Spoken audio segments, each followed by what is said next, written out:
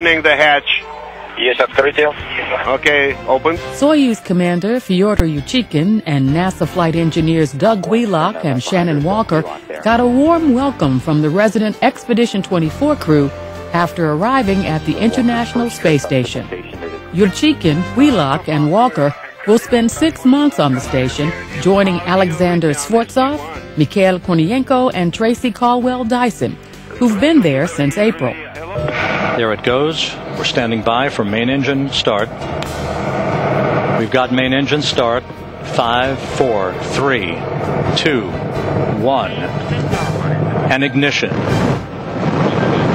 Yurchikhin, Wheelock, and Walker arrived at the ISS after a 2-day journey that began with the liftoff of their Russian Soyuz TMA-19 spacecraft from the Baikonur Cosmodrome in Kazakhstan. A perfect ascent to orbit for the newest trio of residents headed for the International Space Station.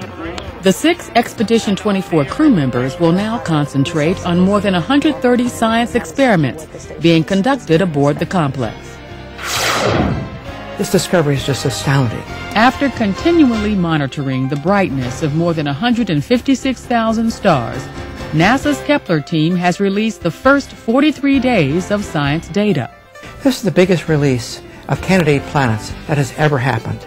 It is the number of candidate planets is actually greater than all the planets that have been discovered in the last 15 years. 3, 2, engine start, 1, 0, and liftoff of the Delta II rocket with Kepler. Since its launch on March 6, 2009, Kepler has been on the hunt to find planets similar in size to our Earth, especially those in the habitable zone of stars, where liquid water and possibly life might exist.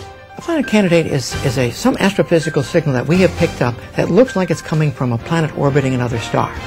Now, some of those are actual planets, some of them are false positives. So we have a ground-based program with a dozen different telescopes that stretch from the Canary Islands to Hawaii, where we check to see which of those signals is really a planet and which one isn't. Findings from those follow-up observations will be released in February of next year. A team of astronomers and scientists from NASA, the Japanese Aerospace Exploration Agency, and other organizations had front-row seats as the Hayabusa spacecraft made a fiery return to Earth's atmosphere. Nice flashes. Oh, wow. Down, lower right. Re-entry vehicle looks like lower right. Special cameras and other imaging instruments aboard NASA's DC-8 Airborne Laboratory captured the spacecraft's high-speed re-entry over an unpopulated area of central Australia. Hayabusa completed a 7-year journey to return a sample of the asteroid Itokawa. Scientists aren't sure a sample was obtained. If they do find one, it'll weigh no more than a gram.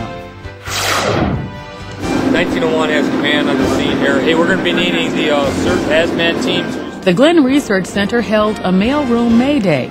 The drill was a test of cutting-edge robotic technology to detect a simulated biological contaminant in the center's mailroom.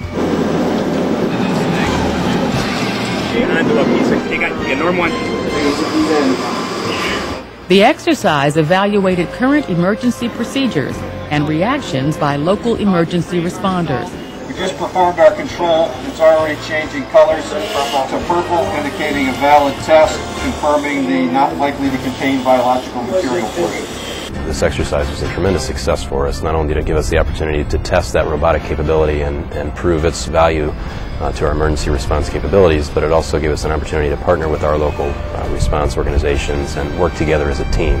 The joint exercise was conducted by multiple agencies, including OSHA, the U.S. Postal Service, local fire departments, and Glenn safety personnel. That's a good tank down there. The STS-134 crew traveled to the Stennis Space Center on June 11th for a pre-flight visit with employees.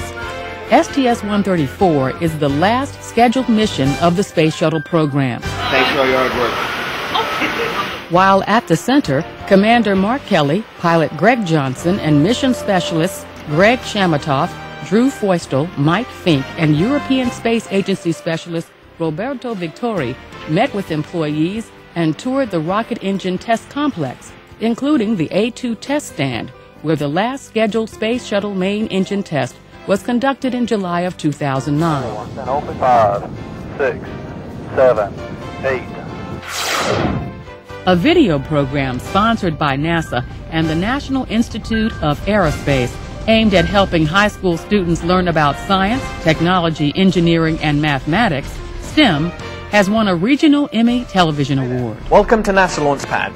NASA Launchpad took home the statue in the Informational Instructional category for its episode, Bernoulli's Principle, at the 52nd Capital Region Emmy Awards held in Washington.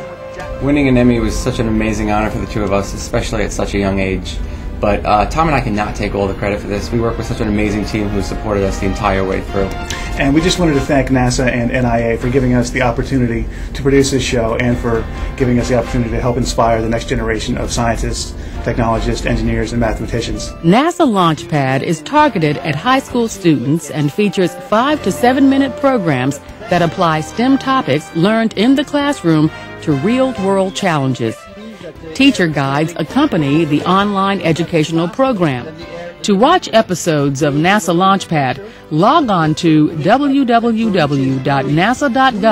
and consult NASA TV's Education Channel schedule, or click on For Educators on the website's main page and select Eclipse. Making robots, building lunar landers, and competing in a paper airplane contest was all part of the fun and educational activities at the Marshall Space Flight Center's annual Take Our Children to Work Day. I think it's good because if we stimulate interest, then we can create more scientists and engineers and be globally competitive. Well, I like the extreme chill because they froze a bunch of objects using liquid nitrogen and it seemed pretty cool. Whoa, look at that. Whoa. Thank you.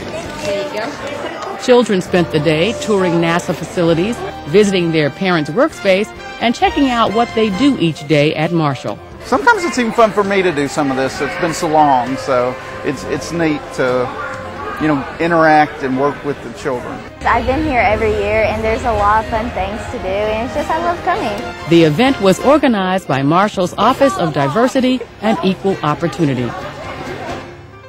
And that's This Week at NASA. For more on these and other stories, log on to www.nasa.gov.